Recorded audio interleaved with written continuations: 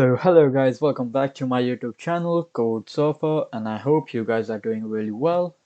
So in last video we just saw about pointers. We got some little bit introduction about pointers, how they works, what are they, and I said it would be a bit complicated but theoretical part. So today we are going to do some hands-on and we'll see how we get the output from each and other variables while using the pointers and the normal variable. So let's quickly get started, and I would recommend to check out the previous videos to get some more information for this video, because sometimes you might not get what we are doing here just because of you might don't know the previous I would say the functions or whatever we did in the last video. So please check out the things and to subscribe the channel as well to get the notifications of the videos. So let's quickly get started. So today we'll just look at like what the pointers give us output.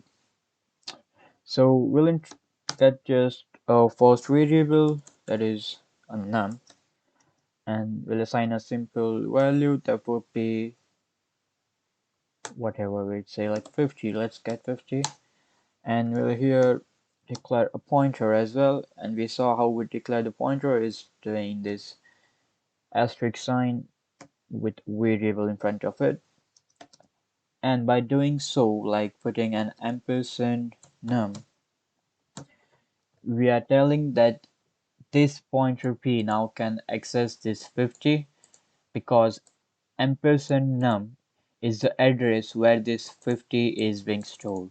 So we'll see what we are getting the output. Let's first print the statement, like I would say print f. Let's print the number is %t here,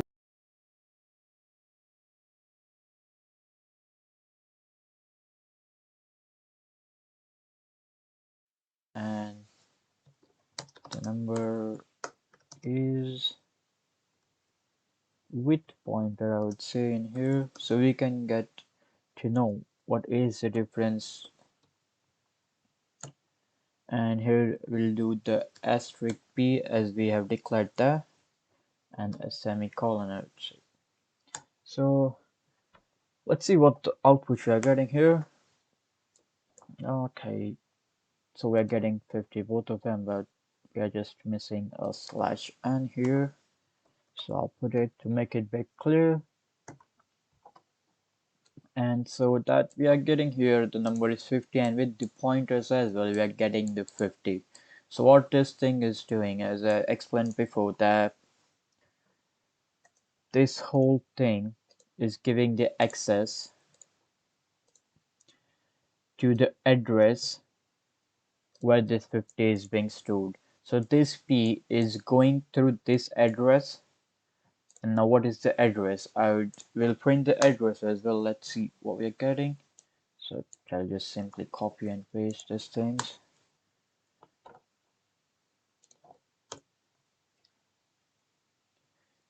So let's say here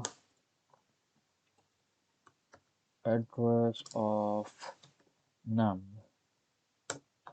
is %t, and we'll do here ampersand,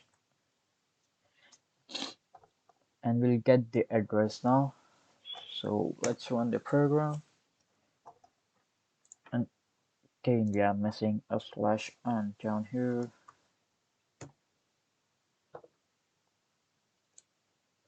So we are getting this address 6487572 where this 50 is stored.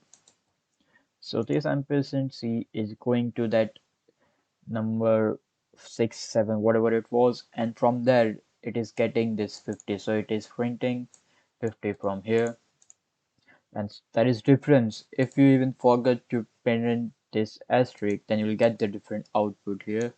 So I'll show you how it is different. So just we'll do here p address of number with p, I will say here. So here we are getting the 64, again this same address. So That is why this asterisk is important for our output and to get what we want. And you might thinking like why we are doing this thing using the pointers as we do it the simple way, but as soon as you get into some bit complex coding, we'll get to know the proper use of pointers while with using the functions and all those stuff. So just don't take too much stress, just get the concept cleared now. So we'll see how we can. So normally if we want to change the number, or I would say the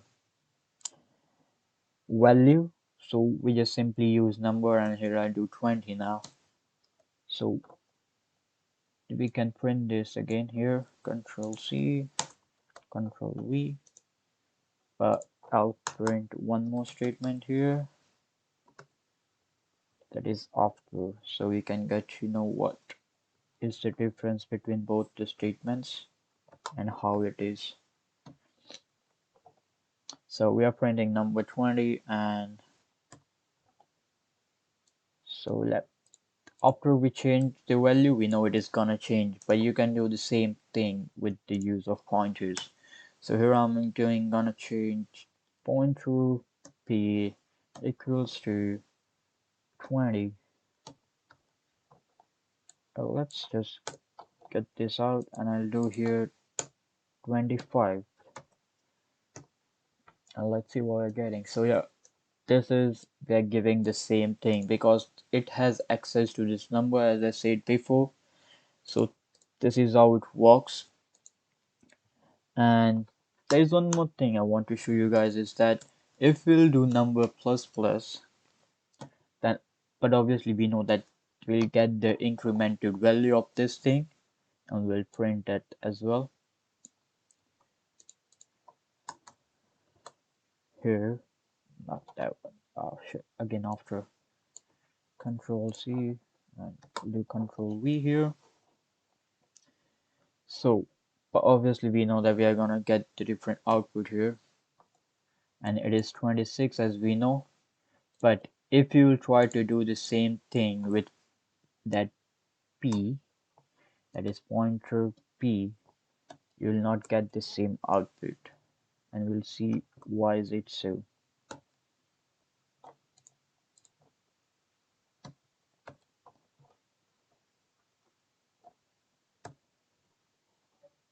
Oh, we haven't printed the statement yet. Control C and do again Control V.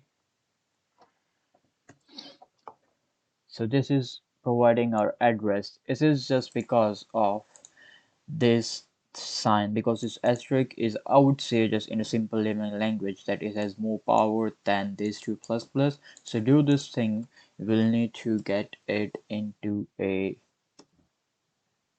say, brackets, and now we are getting 27. The reason we are getting 27 is because it is incremented twice. That is number 1, that is 26, and this is 27.